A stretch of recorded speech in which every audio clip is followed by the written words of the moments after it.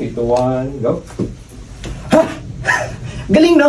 Di mo na kailangan pumasok na maaga sa trabaho. Buhay patalastas as commercial model. As a commercial model, maaga akong nagigising and I always double check my things na dadalhin. At para hindi ako malate, naghahabal-habal lang ako. Teka, tama ba yung Tagalog ko? Basta, yun na yun. Pagdating ko sa location, syempre, chismis is life. Joke, getting to know kami ng aking co-model dahil first time naming magkatrabaho. Konting trivia lang. Matagal na kaming friends sa Facebook pero di namamansin yan eh. Porket sikat lang, di na namamansin. Charot, sobrang bait yan ni Jeryl at very down to earth. Yung tipong nasa North Pole at South Pole. Mga ganon.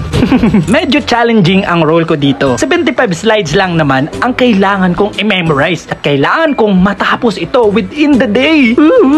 Walang katapusang makeup to upang matakpan ang mga nagbabagang tigyawat sa mukha. OA yun, kisser ha, OA. Kaya push mo yun ate, go go go. By the way, sikat yan sa TikTok kaya i-follow nyo na lang siya sa kanyang TikTok. Makeup by Yela Tamayo. So ayan na naman mga person for the dialogue and talking with my director. Hindi kayo sumakit ang ulo mo sa akin, direct. Kaya what are you waiting for? Kaya what are you waiting for? Pack up na! Joke! Nga pala, lubos ako nagpapasalamat sa Job Street at sa team na to. Dahil nagtiwala sila sa aking kakayanan, nagampanan ang kanilang proyektong ibinigay sa akin. Paano mga amigos, hanggang dito na lamang and see you on my next one.